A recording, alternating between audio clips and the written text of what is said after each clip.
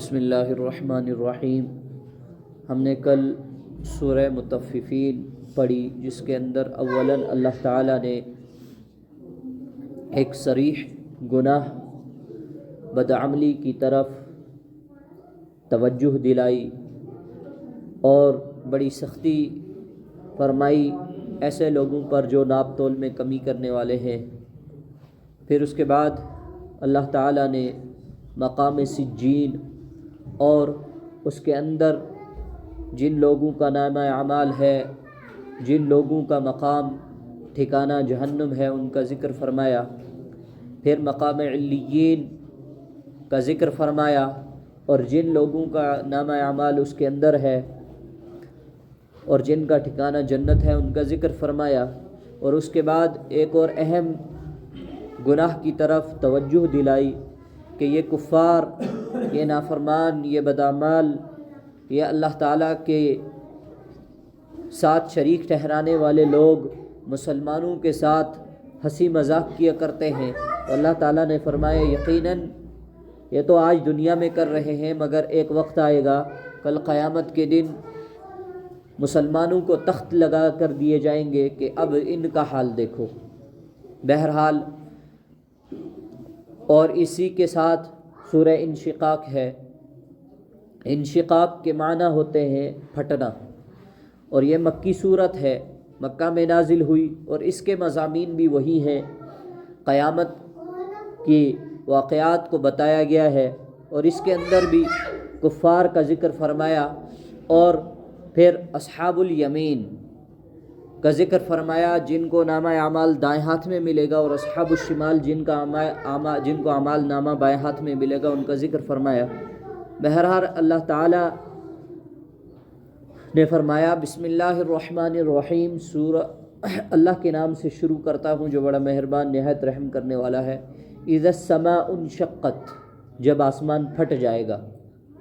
اذا جب کے معنی میں آتا ہے، سما کے معنی آسمان، شقت انشقاق سے یہ مشتق ہے، اس کے معنی ہوتے ہیں پھٹنا، چرنا، کریک ہو جانا۔ فرمایا جب آسمان پھٹ جائے گا۔ وَأَذِنَتْ لِرَبِّهَا وَحُقَّتْ، اور وہ اپنے پروردگار کا فرمان بجا لائے گا، اور اسے واجب بھی یہی ہے۔ فرمایا وَأَذِنَتْ، اذینہ کے معنی حکم دینا، وَأَذِنَتْ، اور جب وہ حکم مان لے گا کس کا؟ لِرَبِّهَا، اپنے رب کا، وحقت، تو حق ہے کہ وہ پھٹ جائے۔ کیا فرمایا کہ جب اللہ تعالیٰ نے اس کو حکم دے دیا تو اب اس کے اوپر یہ لازم ہے کہ اللہ تعالیٰ کے حکم کو بجا لائے، اور وہ پھٹ گیا، پھٹ جائے گا۔ وَإِذَا الْأَرْضُ مُدَّتْ، اور جب زمین ہموار کر دی جائے گی۔ کیا فرمایا؟ اور کے معنی میں آتا ہے اذا، جب، الارض، ارض کے معنی زمین، مدت، مدت یہ جو ہے وہی ہے جس کو ہم جو ہے اوتادا سے مشتق کر سکتے ہیں، جیسا کہ سورہ نبا میں فرمایا کہ زمین کو ہم نے کیا کیا؟ بچھا دیا۔ تو فرمایا کہ اللہ تعالیٰ اس زمین کو کیا کریں گے؟ کھینچ دیں گے، چمڑے کی طرح، کہ زمین کھنچ جائے گی، اس زمین کو کیا کر دیں گے؟ پھیلا دیا جائے گا۔ کس لیے؟ کہ اولین اور آخرین، آدم علیہ السلام سے لے کر قیامت تک کے آخری انسان تک کے لیے اس کو ہموار کرنا ہے۔ اور فرمایا کیا؟ وَأَلْقَتْ مَا فِيهَا وَتَخَلَّتْ، اور جو کچھ اس میں ہے اسے نکال کر باہر ڈال دے گی اور بالکل خالی ہو جائے گی۔ وَأَلْقَتْ، کیا فرمایا کہ جب یہ کیا ہو جائے گی؟ اپنے اندر جب یہ نکال پھینکے گی کس چیز کو؟ مَا فِيهَا، جو اس میں ہے، وَتَخَلَّتْ، اور خالی ہو جائے گی۔ کیا؟ کہ اس کے اندر جو بھی قبریں بنی ہوئی ہے ان سب کو یہ باہر، ان کے اندر سے مردوں کو باہر نکال پھینکے گی۔ اور اس سے مراد یہ بھی ہے کہ اس کے اندر جو بھی خزائن ہیں، جو بھی دفائن ہیں، جو بھی نباتات وغیرہ ہیں، یہ سب کو باہر پھینک دے گی۔ اور اس کے اندر جو بھی جس قسم کے خزانے ہیں، کانے ہیں، ان سب کو یہ ایسے خالی ہو جائے گی، پھر اس کو پر کر دیا جائے گا۔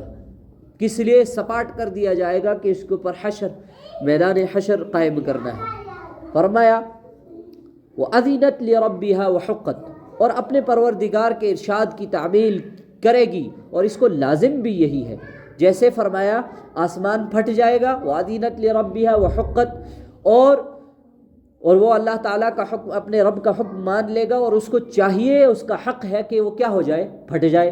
اسی طریقے سے زمین کے متعلق فرمایا کہ زمین کیا ہو جائے گی، ہموار ہو جائے گی، اور اس کے اندر سے جو بھی خزانے ہیں وہ باہر نکال پھینکے گی اور خالی ہو جائے گی. اور اس کے متعلق بھی وہی فرمایا وَأَذِنَتْ، اور اللہ تعالیٰ کے حکم کو یہ مان لے گی، اپنے رب کے حکم کو مان لے گی، اور اس کا حق ہے کہ یہ کیا ہو جائے، اللہ تعالیٰ کے حکم کو مان کر ہموار ہو جائے، کیونکہ یہ مجبور ہے، دوسرا کوئی آپشن اس کے پاس نہیں ہے.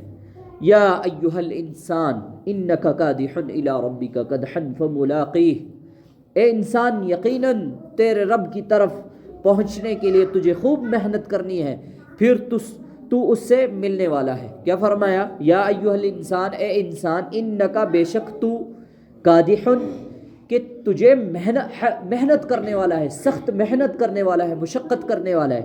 کس لیے؟ الی ربک، اپنے رب کی طرف پہنچنے کے لیے. قدحن، کہ یہ محنت بہت سخت ہونی چاہیے. کس لیے؟ پس فملاقیہ، پس تو کیا کرے گا، ملاقات کرے گا. کس کی؟ کس کو؟ کس کے ساتھ؟ اللہ تعالیٰ کے ساتھ. اور علماء فرماتے ہیں اس کا دوسرا ترجمہ یہ ہے کہ انسان بے شک تو محنت کرنے والا ہے اپنے رب کی طرف، کہ تجھے بہت زیادہ محنت کرنی ہے، پس تو ملاقات کر لے گا اس چیز کے ساتھ جس کے متعلق تو کیا کرتا تھا، محنت کرتا تھا. فرمایا کہ ایک انسان اچھے اعمال کرتا ہے دنیا کے اندر، اور وہ اچھے اعمال کرنے کے لیے بہت محنت کرتا ہے، بہت سختی برداشت کرتا ہے، اور پھر کل قیامت کے دن وہ اپنے اس اعمال کو پا لے گا اور ان کو جا پہنچے گا، ان سے ملاقات کرے گا کہ یہ تھے میرے اعمال. جیسا کہ حدیث شریف میں آتا ہے کہ کل قیامت کے دن ہر شخص کے اعمال ایک وجود کے اس میں ہوں گے، اس کو اعمال کو وجود ملا ہوا ہوگا، اور وہ آ کر اس سے ملیں گے کہ ہم وہی تھے، کہ ہم وہی تھے. کہ نماز ایک اصل شکل میں آئے گی، وہ کہے گی کہ جس نے اچھی طرح نماز پڑھی ہوگی اس کو وہ اچھے شکل میں آئے گی، اس کو کہے گی کہ دیکھ تو نے مجھے دنیا میں کیا کیا تھا، اچھے طریقے سے پڑھا تھا، آج میں تیرے لیے حفاظت کرنے آئی ہوں. اور جس نے نماز کو صحیح نہیں پڑھا ہوگا وہ کل قیامت کے دن دیکھے گا کہ اس کی نماز بالکل بوسیدہ حالت میں کوئی کمزور گڑیا کی طرح آئے گی، اور وہ کہے گی کہ میں تیرے لیے کچھ نہیں کر سکتی آج، کہ تو نے مجھے ضائع کر دیا تھا. فرمایا کہ یہ شخص محنت کرنے کے لیے بنایا گیا ہے، اور وہ محنت کرتا ہے کہ اس کو کل اللہ کے حضور ان سب چیزوں کے ساتھ ملاقات کرنی ہے. فَأَمَّا مَنْ أُوتِيَ كِتَابَهُ بِيَمِينِهِ، تو جس کا نامہ اعمال اس کے داہنے ہاتھ میں دیا جائے گا، فَسَوْفَ يُحَاسَبُ حِسَابًا يَسِيرًا، اس سے حساب آسان لیا جائے گا. وَيَنْقَلِبُ إِلَىٰ أَهْلِهِ مَسْرُورًا، اور وہ اپنے گھر والوں میں خوشی خوشی آئے گا. کیا فرمایا؟ کہ کل قیامت کے دن جس کا نامہ اعمال اس کو دائیں ہاتھ میں ملے گا، اور فرمایا کہ اس کا حساب بالکل آسان کر دیا جائے گا. اس کے متعلق امی عائشہ رضی اللہ عنہا کے پاس نبی اکرم صلی اللہ علیہ وسلم تشریف فرما تھے. آپ صلی اللہ علیہ وسلم نے فرمایا کل قیامت کے دن جس کا حساب لیا گیا وہ ہلاک ہو گیا. وہ کیا ہو گیا؟ ہلاک ہو گیا. تو امی عائشہ رضی اللہ عنہا فرماتی ہے یا رسول اللہ، ہم نے قرآن پاک میں پڑھا تھا سورہ انشقاق میں کہ جس کا حساب، جس کو دائیں ہاتھ میں نامہ اعمال ملے گا اس کا حساب کتاب بالکل آسان ہوگا. تو آپ فرما رہے ہیں کہ آسانی کا کوئی مطلب ہی نہیں ہے، جس کا حساب ہوا وہ پھنس گیا. تو نبی اکرم صلی اللہ علیہ وسلم نے فرمایا اصل میں وہ حساب نہیں ہوگا، وہ صرف دکھایا جائے گا. کیا؟ کہ جس کو نامہ اعمال اس کے دائیں ہاتھ میں مل جائے گا اس کو یہ ہے کہ سرٹیفکیٹ مل گیا اب جنت میں جانے کا. اب تنبیہ کے طور پر اس کو کیا کہا جائے گا کہ بھائی تیرے نامہ اعمال میں یہ گناہ بھی تھے. وہ جتنے گناہ سنے گا وہ کیا کرتا رہے گا، وہ پشیمان ہوتا رہے گا، اس کی نظریں جھکتی رہیں گی.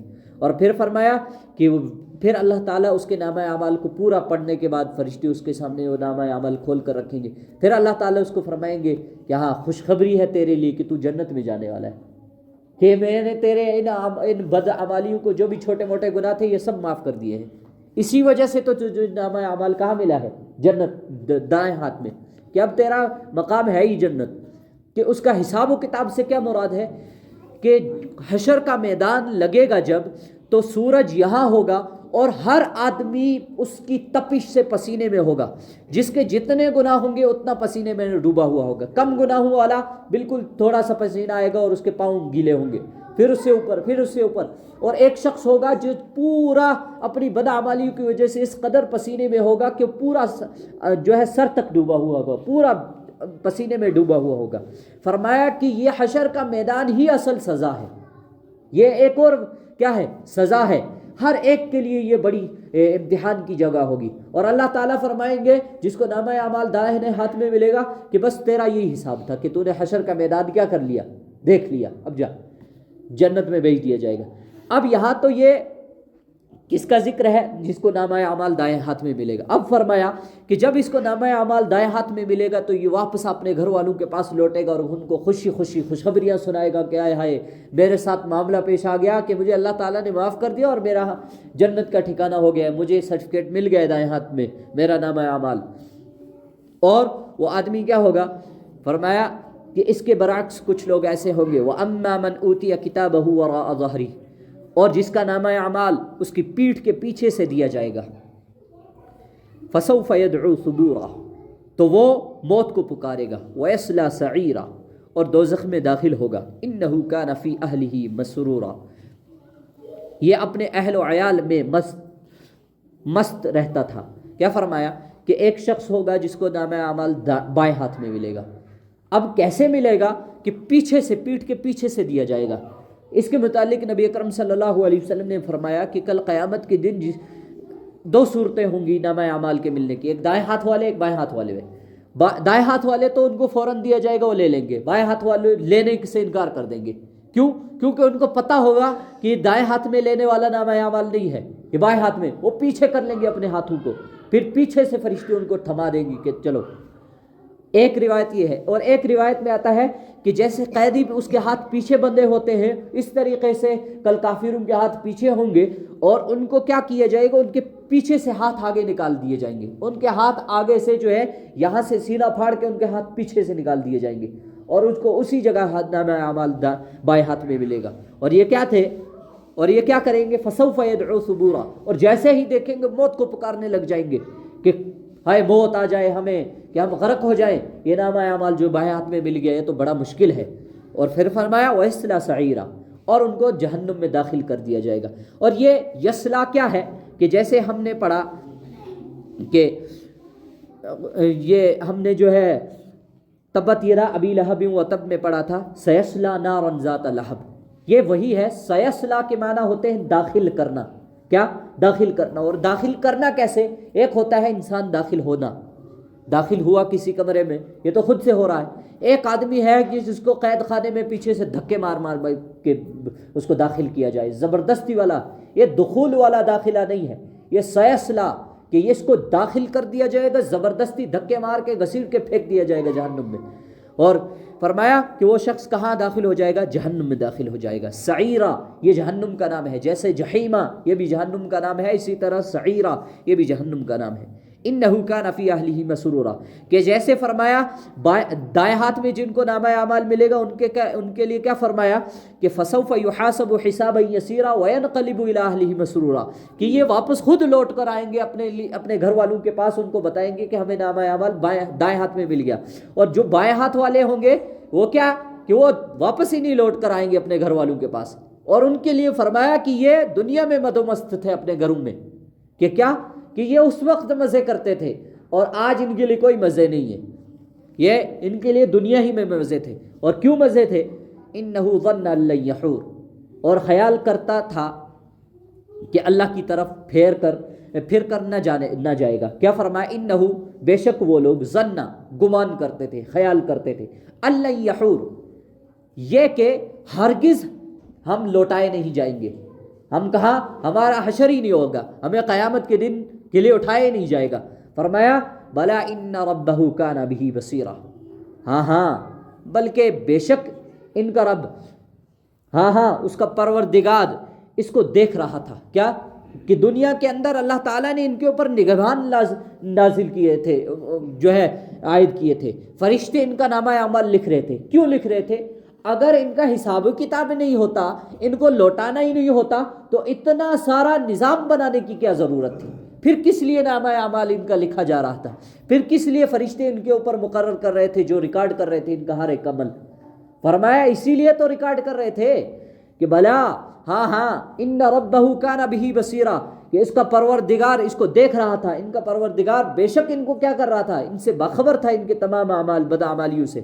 پھر آگے قسم کھائی، فلا اقسم بالشفق۔ پہلے تو قرآن مقدس میں ایک قاعدہ کلی آپ یاد رکھ لیں کہ جہاں بھی قسم آتی ہے قرآن مقدس میں وہ واو کے ساتھ آتی ہے، والضحیٰ۔ ایسے ہی بہت ساری جگہوں پہ اللہ تعالیٰ نے قسمیں کھائی ہیں، والنازعات، ہے نا۔ ایسے ہی جہاں بھی واو شروع میں آئے گا کسی بھی جملے کے شروع میں، اس سے مراد یا تو کیا ہوگا، جملہ جب شروع کیا جائے گا تو واو قسمیہ میں آتا ہے، اور ایک واو جو ہے اور کے معنی میں آتا ہے، اور واو جب قسم کے معنی میں آتا ہے تو او شروع میں آتا ہے، اور کہیں کہیں قسم کے شروع میں لا لگایا جاتا ہے، جیسے کہ ہم نے سورہ واقعہ میں بھی پڑھا کہ اللہ تعالیٰ نے قسم کھائی کن کی، ستاروں کی، جب ان کو جمع کیا جائے گا، جب وہ ستارے جب ڈوبتے ہیں، ڈوبنے کی قسم، ڈوبنے کی جگہ کی قسم کھائی اللہ تعالیٰ نے، فلا اقسم بمواقع النجوم۔ اور یہاں فرمایا فلا اقسم بالشفق۔ اور یہ جو لا ہوتا ہے، یہ تو بعض مفسرین اس کے متعلق فرماتے ہیں کہ یہ لا زائد کے معنی میں ہوتا ہے، کہ اس کے کوئی معنی نہیں ہوتے، بس اس سے مراد قسم ہے، اور اس کے آگے جو جملہ قسم ہی کا آتا ہے، جیسے والنازعات میں سیدھا واو شروع کیا اور اس کے بعد آگے کا ذکر کیا، جملہ ذکر کیا، اور یہاں قسم کا لفظ لایا، فلا اقسم، کہ بے شک میں قسم کھاتا ہوں، اقسم کے معنی قسم کھاتا ہوں میں، اور یہاں شروع میں لا لاتا ہے تو یہ زائد ہوتا ہے۔ اور بعض مفسرین فرماتے ہیں اس لا سے پیچھے کا پورا معاملہ نفی کرنا ہوتا ہے، پیچھے جو چیزیں بتائی اس کے متعلق اب قسم کھائی کہ ہرگز نہیں ایسا ہی ہوگا، ہرگز نہیں کہ میں قسم کھاتا ہوں، کیا ہوگا؟ اب آگے کا ذکر فرمائے، فلا اقسم بالشفق، ہمیں شام کی سرخی کی قسم ہے۔ اور ان تینوں قسموں کے اندر ایک بڑا مفہوم چھپا ہوا ہے۔ کیا مفہوم ہے؟ فلا اقسم بالشفق، کہ قسم کھاتا ہوں میں کس کی؟ بالشفق کی۔ شفق کہتے ہیں جب غروب آفتاب کے شروع میں غروب آفتاب ہوتا ہے تو آسمان کے اوپر ایک سرخی رنگ مائل آتا ہے، یہ رات سے پہلے کا رنگ ہوتا ہے، سرخی سی چھائی جاتی ہے، ایک جو ہے لال، آسمان پورا اس کے کنارے لال لال ہو جاتے ہیں، اس کو کہتے ہیں شفق۔ فرمایا اس کی قسم ہے، واللیل وما وسق، اور رات کی اور جن چیزوں کو وہ اکٹھا کر لیتی ہے، واللیل، اور رات کی قسم ہے، وما، اور ان چیزوں کی، وسق، جن کو وہ لپیٹ لیتی ہے، چھپا لیتی ہے، ڈھک لیتی ہے، اکٹھا کر لیتی ہے۔ اور یہ کیا ہے کہ تمام دنیا کی حیوانات سے مراد کیا ہے؟ ذی روح، جو بھی جاندار ہیں، جیسے ہی رات ہوتی ہے وہ اپنے اپنے گھروں میں چلے جاتے ہیں، کہ انسان گھروں میں آ جاتے ہیں، پرندے گھونسلوں میں چلے جاتے ہیں، درندے جو ہے جنگلات میں ہو جاتے ہیں، غاروں میں گھسنے لگ جاتے ہیں، اور اسی طریقے سے جو ہے یہ حشرات الارض، کیڑے مکوڑے سانپ بچھو اپنے اپنے بلوں میں گھسنے لگ جاتے ہیں، کہ سب کو اکٹھا کر لیتی ہے یہ رات۔ پھر فرمایا والقمر اذا اتسق، اور چاند کی قسم ہے جب وہ پورا ہو جائے، اور چاند کی قسم کہ جب کامل ہو جائے، مکمل چاند۔ یہ کون سا؟ 14ویں رات کا چاند، جس کو بدر کہتے ہیں۔ فرمایا ان تینوں قسموں کے اندر کیا جو ہے مفہوم پوشیدہ ہے کہ پہلے قسم کھائی شروع کے وقت کی، کہ پہلے شروع کے وقت کی قسم کھائی شفق کی، کہ یہ رات کا شروع کا حصہ ہوتا ہے، معمولی سا ہوتا ہے، تھوڑی دیر کے لیے ہوتا ہے، اس کے بعد رات کی شروع ہوتی ہے۔ پھر فرمایا رات کی قسم، کہ رات بڑی ہوتی ہے، اور اس کے اندر پھر ان چیزوں کی بھی قسم کھائی کہ جن چیزوں کو سمیٹ لیتی ہے، اکٹھا کر لیتی ہے۔ شفق سے مراد کیا ہے؟ کہ عالم برزخ، قبر کی، کہ ایک وقت آئے گا کہ قبر شروع ہوگی۔ پھر فرمایا واللیل، اور پھر رات آئے گی۔ رات کیا ہوگی؟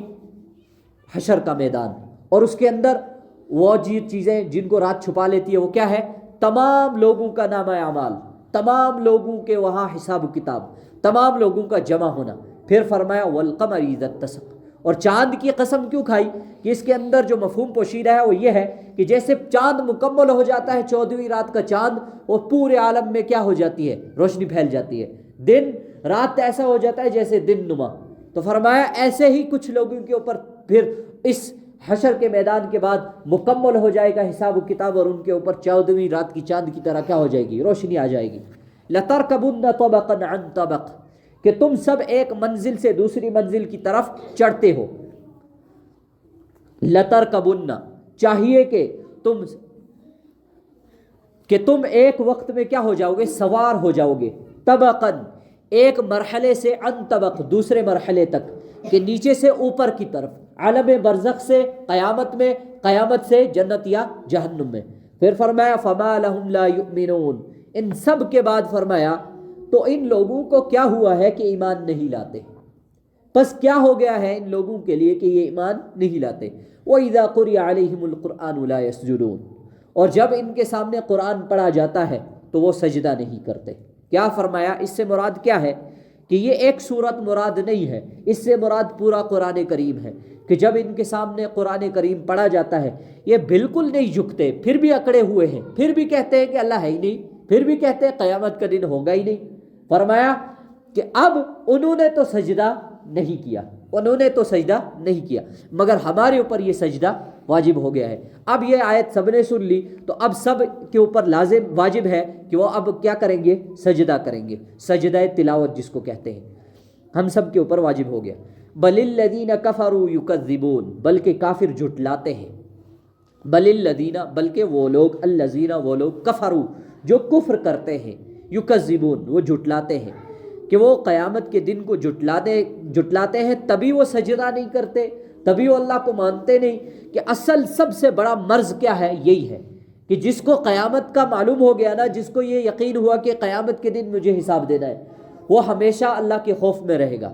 وہ کبھی ناانصافی نہیں کرے گا، وہ کبھی بدعمالی نہیں کرے گا، وہ کبھی نماز نہیں چھوڑے گا. اور جس کے اندر یہ خوف ختم ہو گیا اس کے لیے برابر ہے کیا نہیں ہے.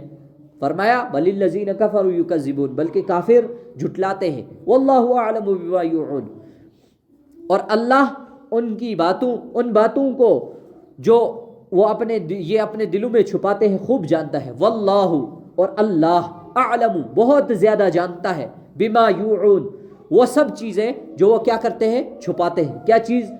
ضد، عناد، دشمنی، بدعمالی، یہ جو شرک، یہ سب چیزوں کو چھپائے بیٹھے ہیں، یہ سب جانتا ہے اللہ تعالیٰ. اور پھر کیا ہوگا، فبشرہم بعذاب علیم، تو ان کو دکھ دینے والا عذاب کی خبر سنا دیجئے. نبی اکرم صلی اللہ علیہ وسلم سے فرمایا کہ اب اللہ سب جانتے ہیں، جب سب یہ ہو چکا، ان کے سامنے سب معاملات پیش آ گئے، اب یہ مانتے نہیں، تو ایک کام کیجئے کہ ان کو جہنم دردناک عذاب کی کیا کر دیجئے، خبر سنا دیجئے، خوشخبری دے دیجئے کہ آخر تم نے وہیں جانا ہے. پھر فرمایا الا الذین آمنوا وعملوا الصالحات لهم اجر غیر ممنون، ہاں جو لوگ ایمان لائے اور نیک عمل کرتے رہے ان کے لیے بے انتہا اجر ہے. کیا فرمایا؟ الا الذین، بے شک وہ لوگ جو آمنوا ایمان لائے، وعملوا الصالحات اور عمل کیے انہوں نے کون سے؟ صالحات، نیک. لہم تو ان کے لیے اجر ہے، غیر ممنون نہ ختم ہونے والا اجر، کہ جنت میں جائیں گے تو بالکل اس کے اندر کوئی موت نہیں ہے، کہ بے شمار لا تعداد وہاں سالوں وہ رہیں گے. اور کیا فرمایا کہ کل قیامت کے دن اور آخرت کا دن دنیا کے 1000 سال یا 50,000 سالوں کے برابر ہوگا. کیا؟ 50,000 سالوں کے برابر ہوگا. تو سوچئے کہ اگر وہاں عمر بھی ہوتی تو کتنی لمبی عمر ہوتی، اور حالانکہ ہے ہی نہیں وہاں عمر، وہاں ہے ہی نہیں عمر. جو جنت میں گیا تو ابداً ابدا جنت میں چلا گیا، اور جو جہنم میں گیا تو ابداً ابدا جہنم میں چلا گیا. اللہ تعالی ہمیں کہنے سننے سے زیادہ عمل کی توفیق عطا فرمائے. وآخر دعوانا الحمد للہ رب العالمین، وما توفیقی الا باللہ.